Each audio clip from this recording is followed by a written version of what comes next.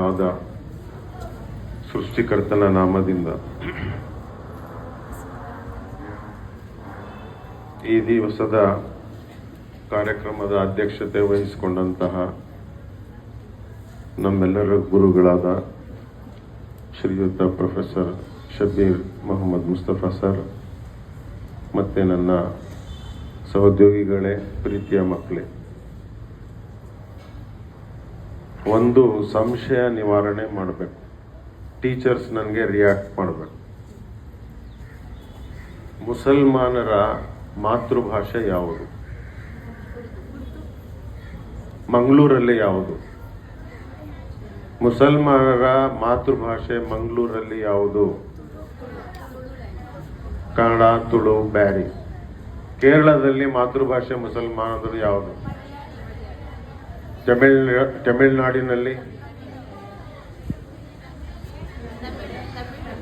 ತಮಿಳು, ಆಂಧ್ರದಲ್ಲಿ ತೆಲುಗು. ಸೊ ಹೀಗೆ ನೀವು ಫಿಲಿಪೈನ್ಸ್ಗೆ ಹೋಗಿ ಅಲ್ಲಿಯ ಭಾಷೆ ಮಾತೃಭಾಷೆ ಮುಸಲ್ಮಾನರದು. ಅರಬ್ ದೇಶಗಳಲ್ಲಿ ಹೋದರೆ ಅರಬಿಕ್ ಲ್ಯಾಂಗ್ವೇಜ್ ಅವ್ರದ್ದು ಭಾಷೆ. ಹಾಗೆ ಇಂಡೋನೇಷ್ಯಾ ಹೋಗಿ, ಬರ್ಮಾ ಹೋಗಿ, ಮುಸಲ್ಮಾನರಿಗೆ ಆ ನೆಲದ ಭಾಷೆನೇ ಅವರ ಮಾತೃಭಾಷೆ. ಇದು ಸ್ವಲ್ಪ ವಿಶೇಷ ಏನಂದ್ರೆ ಮೈಸೂರು, ಬೆಂಗಳೂರು, ಗುಲ್ಬರ್ಗ, ತುಮಕೂರು, ಮಂಡ್ಯ, ಈ ಸೌತ್ ಕರ್ನಾಟಕ ಇದೆ ಅಲ್ಲ, ಇಲ್ಲಿ ಸ್ವಲ್ಪ ಉರ್ದು ಸ್ಪೀಕಿಂಗ್ ಇದೆ. ಅದರಿಂದ ನಾವು ಕನ್ನಡ ನಮ್ಮ ಮಾತೃಭಾಷೆ ಅನ್ಸಲ್ಲ ನಮಗೆ. ನಾರ್ತ್ ಕರ್ನಾಟಕಕ್ಕೆ ಹೋಗಿ ಮುಸಲ್ಮಾನರ ಮಾತೃಭಾಷೆ ಕನ್ನಡ. ಮಸೀದಿಗಳಲ್ಲಿ ಅವರು ಗುರುಗಳು ಪ್ರವಚನ ಕೂಡ ಕನ್ನಡದಲ್ಲೇ ಹೇಳ್ತಾರೆ. ಸೊ ಹೀಗಿರುವಾಗ ಭಾಷೆಗೆ ಜಾತಿ ಇಲ್ಲ, ಭಾಷೆಗೆ ಜಾತಿ ಇಲ್ಲ. ಈ ಭಾಷೆ ನಾನು ಎಲ್ಲೋ ಕಡೆ ನನಗೆ ಕೇಳಿದ್ರು, ಏನು ನಿಮ್ಮ ಮಾತೃಭಾಷೆ? ನಾನು ಹೇಳಿದೆ, ನನಗೆ 2 ಮಾತೃಭಾಷೆಗಳು. ಒಂದು ಮನೆಯ ಮಾತೃಭಾಷೆ, ಇನ್ನೊಂದು ನನ್ನ ನೆಲದ ಮಾತೃಭಾಷೆ. ನನಗೆ 2 ಮಾತೃಭಾಷೆಗಳು. ನೀವು ಮನೆಯಿಂದ ಆಚೆ ಬಂದರೆ ಕನ್ನಡ ಮಾತೃಭಾಷೆ ನಾವು ಕನ್ನಡದಲ್ಲೇ ಮಾತಾಡಬೇಕು. ಯಾವುದೇ ಕಚೇರಿಗೆ ಹೋಗಿ ಕನ್ನಡದಲ್ಲೇ ಹೋಗಿ ನೋಡಬೇಕು. ಅದಕ್ಕೆ ಸಂಶಯ ಬೇಡ. ಕನ್ನಡ ಭಾಷೆ ಅದು ನಮ್ಮ ಭಾಷೆ. ಹೇಗೆ ಉರ್ದು ನನ್ನ ಮಾತೃಭಾಷೆ ಇದೆ, ಹಾಗೆ ಕನ್ನಡ ಕೂಡ ನನ್ನ ಮಾತೃಭಾಷೆ. ಕನ್ನಡ ಕಲಿಬೇಕು, ಆಸಕ್ತಿಯಿಂದ ಕಲಿಬೇಕು. ಯಾಕಂದ್ರೆ ಈ ನೆಲದ ಭಾಷೆ ಕನ್ನಡ ಭಾಷೆ. ಸೊ ಹಾಗಾಗಿ ನಾವು ಪರಕೀಯ ಭಾಷೆ, ಆಂಗ್ಲ ಭಾಷೆಯ ವ್ಯಾಮೋಹ ಇದೆ ನಮಗೆ. ಆಂಗ್ಲ ಭಾಷೆ ವ್ಯಾಮೋಹ ನೋಡಿ, ಅವ್ರ ಶತ್ರುಗಳು ನಮಗೆ. ನಮ್ಮ ದೇಶನ ಆಡಳಿತ ಮಾಡಿ ಕ್ರೂರವಾಗಿ ಆಡಳಿತ ಮಾಡಿದ್ರು. ಅವ್ರು ಬಿಟ್ಟರೆ ಹೋದಂತಹ ಒಂದು ಭಾಷೆ, ಅದರ ಮೇಲೆ ನಮಗೆ ಎಷ್ಟು ವ್ಯಾಮೋಹ ಇದೆ ಅಂದ್ರೆ, ನಾವು ಇಂಗ್ಲಿಷ್ ಮಾತಾಡಿದ್ರೆ ಅವನು ಉನ್ನತ ಸ್ಥಾನದಲ್ಲಿ ಇರ್ತಾನೆ ಅಂತ ಅನ್ಕೊಂಡಿದೀವಿ ನಾವು. ಈಗಲೂ ಸಹ ಗೋಕಾಕ್ ವರದಿ ಚಳುವಳಿ ನಡೀತು. ಏಕೆ ನಡೀತು ಅಂದ್ರೆ, ಕನ್ನಡ ಭಾಷೆಗೆ ಪ್ರಥಮ ಸ್ಥಾನ ಇರಲಿಲ್ಲ ಕರ್ನಾಟಕದಲ್ಲಿ.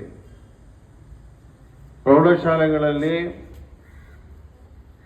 ಸಂಸ್ಕೃತ ಮೊದಲನೇ ಭಾಷೆ, ಕನ್ನಡಕ್ಕೆ ಮೊದಲನೇ ಭಾಷೆ ಇರಲಿಲ್ಲ. ಪೋಷಕರು ಸಹ ತಮ್ಮ ಮಕ್ಕಳನ್ನ ಇಂಗ್ಲಿಷ್ ಓದಿಸ್ಲಿಕ್ಕೆ ಇವತ್ತು ಸಹ ಎಷ್ಟು ಪ್ರೋತ್ಸಾಹ ಕೊಡ್ತಾರೋ ಅಷ್ಟು ಪ್ರೋತ್ಸಾಹ ಕನ್ನಡ ಶಾಲೆಗೆ ಕಳಿಸ್ಲಿಕ್ಕೆ ಕೊಡಲ್ಲ. ಸೊ ಅದರಿಂದ ಗೋಕಾಕ್ ಚಳುವಳಿಯಲ್ಲಿ ತುಂಬಾ ಜೋರಾಗಿ ನಡೆಯಿತು.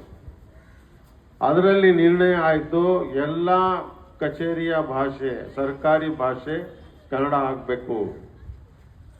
ಯಾವುದೇ ಪತ್ರ ವ್ಯವಹಾರ ಕಚೇರಿಗಳಲ್ಲಿ ಕನ್ನಡದಲ್ಲೇ ಆಗಬೇಕು ಅನ್ನೋದು ನಿರ್ಣಯ ಆಯಿತು. ಒಪ್ಕೊಂಡ್ರು ಗುಂಡೂರಾವ್ ಮುಖ್ಯಮಂತ್ರಿಗಳು. ಚಳುವಳಿ ಎಷ್ಟು ಜೋರಾಗಾಯ್ತು ಅಂದ್ರೆ ಅದನ್ನ ತಾಳಲಾರದೆ, ಅವರು ಅದರ ಬಿಸಿ ತಾಳಲಾರದೆ ಸರ್ಕಾರ ಮಣಿತು. ಪ್ರೌಢಶಾಲೆಗಳಲ್ಲಿ ಪ್ರಥಮ ಭಾಷೆ ಕನ್ನಡದಲ್ಲೇ ಇರಬೇಕು ಅಂತ ಎಲ್ಲಾ ಪ್ರೌಢಶಾಲೆಗಳಲ್ಲಿ, ಖಾಸಗಿ ಇರಲಿ ಸರ್ಕಾರಿ ಇರಲಿ, ಎಲ್ಲಾ ಪ್ರೌಢಶಾಲೆಗಳಲ್ಲಿ ಪ್ರಥಮ ಭಾಷೆ ಕನ್ನಡ ಇರಬೇಕು ಅಂತ ನಿರ್ಣಯ ಆಯಿತು. ಆಗಿದೆಯಾ? ಆಗಿಲ್ಲ, ಇವತ್ತು ಆಗಿಲ್ಲ ಅದು. ಮತ್ತೆ ಎಲ್ಲಾ ಪ್ರಾಥಮಿಕ ಶಾಲೆಗಳು ಕನ್ನಡದಲ್ಲೇ ಬೋಧನೆ ಮಾಡಬೇಕು ಅಂತ ನಿರ್ಣಯ ಆಯಿತು. ಅದು ಆಗಲಿಲ್ಲ.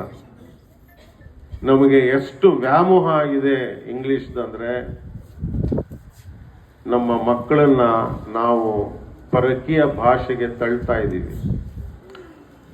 ಅದರಲ್ಲೂ ನಮ್ಮ ಸಮುದಾಯದ ಮಕ್ಕಳು 4 ಲ್ಯಾಂಗ್ವೇಜ್ ಕಲಿಬೇಕು. ಅವರು 3 ಲ್ಯಾಂಗ್ವೇಜ್ ಸ್ಕೂಲಲ್ಲಿ, 1 ಲ್ಯಾಂಗ್ವೇಜ್ ಮಸೀದಿಲಿ ಕಲಿಬೇಕು. Arabic, Urdu, Arabic, Hindi, Kannada, English 5 ಐತಲ್ಲ.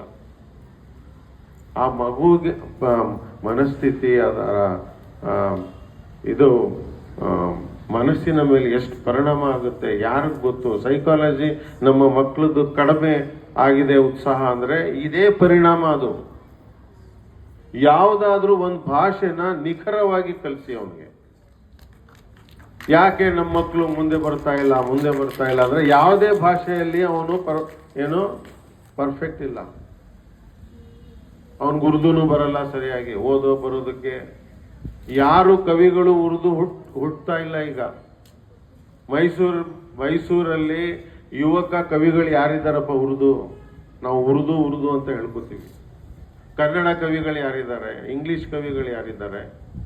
ಪ್ರೊಫೆಸರ್ ಅವರ ತಲೆಗೆ ಮುಗೀತು ಇಂಗ್ಲಿಷ್. ಬರೀ ಇಂಗ್ಲಿಷ್ ಮಾತಾಡ್ತೀವಿ ನಾವು ಅಷ್ಟೇ. ಸೊ ಅದರಿಂದ ಭಾಷೆಗೆ ನೀವು ಇದು ಈ ಜಾತಿಯ ಭಾಷೆ, ಇದು ಆ ಜಾತಿಯ ಭಾಷೆ ಟ್ಯಾಗ್ ಕೊಡಬೇಡಿ. ಉರ್ದು ಸಹ ಭಾರತೀಯ ಭಾಷೆ, ಭಾರತದಲ್ಲಿ ಜನ್ಮ ತಾಳಿದ ಭಾಷೆ. ಸೊ ಅದರಿಂದ ವಿಶಾಲ ಹೃದಯ ಇರಬೇಕು, ವಿಶಾಲ ಮನಸ್ಥಿತಿ ಇರಬೇಕು, ಆಲೋಚನೆ ನಮ್ಮದು ತುಂಬಾ ದೊಡ್ಡದಾಗಿರ್ಬೇಕು. ತಾಳ್ಮೆ ಇಲ್ಲ ನಮ್ಗೆ. ನೋಡಿ, ಎಲ್ಲಾದ್ರೂ ಒಂದು ವಿಷಯ ತಗೊಂಡ್ರೆ, ಕಾವೇರಿ ಇಶ್ಯೂ ಬಂದ್ರೆ ತಮಿಳ್ನಾಡವ್ರಿಗೆ ನಮಗೆ ಸಂಘರ್ಷ ಮಾಡ್ತೀವಿ. ಅವರು ಬೇರೆ ಬೇರೆ ಜಾತಿ ಇಲ್ಲ, ಹಿಂದೂಗಳೇ. ಬಸ್ಗಳನ್ನು ಅಟ್ಯಾಕ್ ಮಾಡೋದು ಎಲ್ಲ ಮಾಡ್ತೀವಿ. ಅದೇ ಗಡಿ ಇದು ವಿವಾದ ಆಯ್ತು ಅಂದ್ರೆ ನಮಗೂ ಮಹಾರಾಷ್ಟ್ರಕ್ಕೆ ಆಗಲ್ಲ. MNS ಅನ್ನೋದು ಸ್ಟ್ರಾಂಗ್ ಇದೆ ಬೆಳಗಾವಿಯಲ್ಲಿ, ಇನ್ನೂ ಗಡಿ ವಿವಾದ ನಿವಾರಣೆ ಆಗಿಲ್ಲ. ತಾಳ್ಮೆ ಇಲ್ಲ ನಮಗೆ. ತುಂಬಾ ತಾಳ್ಮೆಯಿಂದ ಕೇಳಬೇಕು. ಅದನ್ನ ನೀವು ಕೂಲಂಕುಷವಾಗಿ ಎಲ್ಲವನ್ನು ತಿಳಿದವನು ಯಾರು ಜಗಳಕ್ಕೆ ಹೋಗಲ್ಲ. ನೀರ್ ಹಂಚಿಕೆ, ಕಾವೇರಿ ಆವಾಗ ಇಶ್ಯೂ ಆಗ್ತಾ ಇರುತ್ತೆ. ತಮಿಳ್ನಾಡು ಬಸ್ಗಳನ್ನ ಇಲ್ಲಿ ಹೊಡಿತೀವಿ ನಾವು. ತಮಿಳ್ನಾಡಿನಲ್ಲಿ ಕರ್ನಾಟಕದ ಬಸ್ಗಳನ್ನ ಹೊಡಿತಾರೆ, ನಿಲ್ಲಿಸ್ಬಿಡ್ತಾರೆ. 8 ದಿನ ವ್ಯವಹಾರ ಕ್ಲೋಸ್. ಇಂತಹ ಪರಿಸ್ಥಿತಿ ನಮ್ಮ ಜನಕ್ಕೆ ಆಗಿದೆ.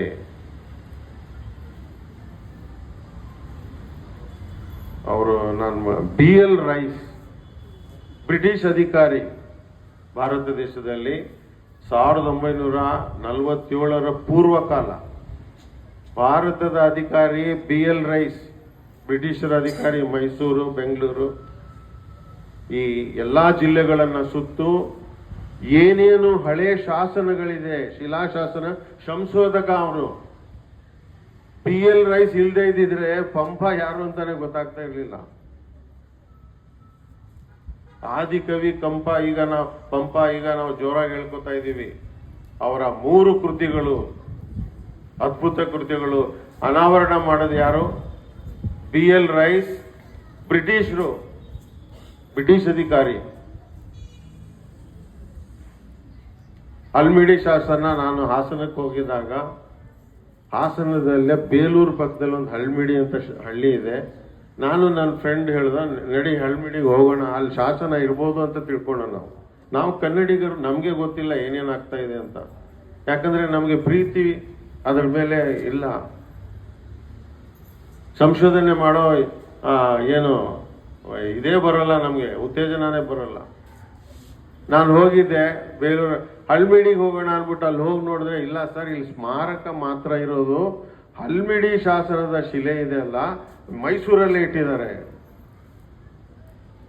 ಮೈಸೂರಲ್ಲಿ ಪ್ರಾಚ್ಯ ವಸ್ತು ಸಂಗ್ರಹಾಲಯದಲ್ಲಿ ಒರಿಜಿನಲ್ ಹಲ್ಮಿಡಿ ಶಾಸನದ ಶಿಲೆ ಇಟ್ಟಿದ್ದಾರೆ. ಅದರಲ್ಲಿ 16 ಸಾಲುಗಳಿವೆ, 3 ಸಾಲು ಮಾತ್ರ ಕನ್ನಡದಿದೆ. ಇದು ಪುರಾತನ ಶಿಲೆ, ಮೊದಲನೇ ಶಿಲೆ ಕನ್ನಡದ್ದು ಸಂಶೋಧಕರು ಪತ್ತೆ ಹಚ್ಚಿದ್ದಾರೆ. ಆ ಸಂಶೋಧನೆ ಕೂಡ ಒಬ್ಬ ಬ್ರಿಟಿಷ್ ಅಧಿಕಾರಿ ಮಾಡಿದ್ದು. ಕನ್ನಡ ಎಷ್ಟು ಹಳೆಯದು ಅಂತ.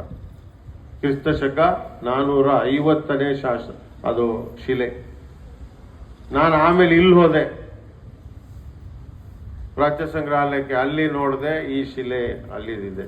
ಓದೋದು ಕಷ್ಟ ಸ್ವಲ್ಪ, ಬಟ್ ಅದನ್ನ ಸಂಶೋಧಕರು ಅದನ್ನ ಕ್ಲಿಯರ್ ಆಗಿ ಪಕ್ಕದಲ್ಲಿ ಬರೆದಿದ್ದಾರೆ. ಅದರ 3 ಸಾಲು ಕನ್ನಡದಿದೆ. ಆಸಕ್ತಿ ಇದ್ರೆ ನಾವೆಲ್ಲ ಮಾಡ್ತೀವಿ. ಸೊ ಅದರಿಂದ ನಾನು ಕರ್ನಾಟಕ ನೆಲದಲ್ಲಿ ಹುಟ್ಟಿದ್ದೇನೆ, ನನ್ನ ಕರ್ತವ್ಯ ನಾನು ಕನ್ನಡ ಕಲಿಬೇಕು. ಮತ್ತೆ ಕನ್ನಡ ಹೇಗೆ ಕಲಿಬೇಕು ಅಂದ್ರೆ ನಾನು ಇದರಲ್ಲಿ ದೊಡ್ಡ ಸಾಹಿತಿ ಆಗಿರ್ಬೇಕು. ನಾನು ಈಗ ನಾನು ನಮ್ಮ ಮುಖ್ಯಮಂತ್ರಿಗಳು ಸಿದ್ದರಾಮಯ್ಯ ಅವರನ್ನ ಸ್ಮರಿಸ್ಕೊಳ್ಳೋಕ್ಕೆ ಕಾರಣ ಇದೆ. ಯಾಕಂದ್ರೆ ಅವರು ಒಬ್ಬ ಮುಸ್ಲಿಂ ಮಹಿಳೆ ಬಾನು ಮುಷ್ತಾಕ್ ಅವರಿಗೆ ಈ ಬಾರಿಯ ದಸರಾ ಉದ್ಘಾಟನೆಗೆ ಅವರನ್ನ ಕರೆದಿದ್ರು. ಕರೆದಿದ್ದಕ್ಕೆ ಕಾರಣ ಏನಂದ್ರೆ ಅವರು ಕನ್ನಡ ಲೇಖಕಿ.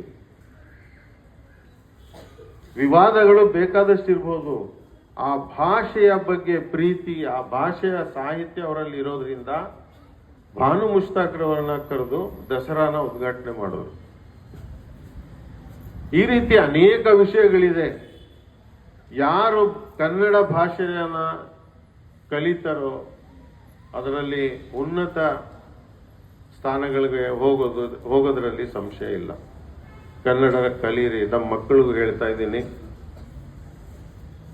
ಮಕ್ಕಳು ಕನ್ನಡ ಭಾಷೆ ಅರ್ಥ ಆಗ್ತಾ ಇಲ್ಲ ಅನ್ನಿಸ್ತಾ ಇದೆ. ನಿಮ್ಗೆಲ್ಲ ನಾನು ಹೇಳ್ತಾ ಇದ್ದೀನಿ, ನೀವು ಕನ್ನಡನ ಆಸಕ್ತಿಯಿಂದ ಕಲೀರಿ. ಆ ಮಗು ಎಷ್ಟು ಚೆನ್ನಾಗಿ ಮಾತಾಡುತ್ತೆ, ಅದು ಹಾಡಾಡ್ತಲ್ಲ. ನಮ್ಮ ಯಾರಾದ್ರೂ ಹೇಳ್ತಾರ ಅವರು ಉರ್ದು ಮಾತೃಭಾಷೆ ಅವ್ರದ್ದು ಅಂತ, ಎಷ್ಟು ಚೆನ್ನಾಗಿ ಹಾಡ್ತಾಳೆ. ಆ ಹಾಡಿನ ಲೇಖಕಿ ನಮ್ಮ ಇವರು ಕನ್ನಡ ಟೀಚರ್ ಮಾಲಾ ಅವರು. ನೀವು ಏನೋ ತಿಳ್ಕೊಂಡಿರ್ಬೋದು, ಇದು ಯಾರೋ ಬರ್ದಿದ್ದಾರೆ ಏನೋ. ಲೇಖಕಿ ನಮ್ಮ ಟೀಚರ್ ಮಾಲಾ ಅವರು ಕಂಪೋಸ್ ಮಾಡಿ ಯಾವುದೋ ಒಂದು ಸಾಂಗಕ್ಕೆ ನಮ್ಮ ಮೆಸ್ಕೋ ಶಾಲೆ ಎಷ್ಟು ಚಂದ ಐತೆ ಅನ್ನೋ ಒಂದು ಹಾಡನ್ನ ಪ್ರತ್ಯೇಕವಾಗಿ ಹಾಡಿದ್ದಾರೆ. ಅವ್ರಿಗೆ ನಾನು ಅಭಿನಂದನೆ ಸಲ್ಲಿಸ್ತೀನಿ. ನಮ್ಮ ಶಾಲೆಯ ಬಗ್ಗೆ ಎಷ್ಟು ಅಭಿಮಾನ ಇದೆ ಅಂತ. ಮೆಸ್ಕೋ ಶಿಕ್ಷಣ ಸಂಸ್ಥೆಯಲ್ಲಿ ಈ ತಾಳ್ಮೆಯ ಗಡಿಗಳನ್ನು ದಾಟಬಾರ್ದು. ಎಲ್ಲ ಭಾಷೆಗಳಿಗೂ ಒಂದೇ ನಾವು ಆಸಕ್ತಿ ಕೊಡಬೇಕು, ಒಂದೇ ರೀತಿ ನಾವು ಅದನ್ನು ನೋಡುವ ದೃಷ್ಟಿ ಇರಬೇಕು. ತುಂಬ ಇದೆ, ನಿಮಗೆಲ್ಲ ಸಮಯ ಆಗ್ತಾ ಇದೆ. ಅದರಿಂದ ಇಷ್ಟನ್ನು ಹೇಳಿ ನನ್ನ ಮಾತುಗಳನ್ನು ಮುಗಿಸ್ತೇನೆ. ಅವಕಾಶ ಕೊಟ್ಟಂತೆ ಎಲ್ಲರಿಗೂ ಧನ್ಯವಾದಗಳನ್ನು, ಕೃತಜ್ಞತೆಗಳನ್ನು ಸಲ್ಲಿಸ್ತೇನೆ. ಜೈ ಹಿಂದ್, ಜೈ ಕರ್ನಾಟಕ.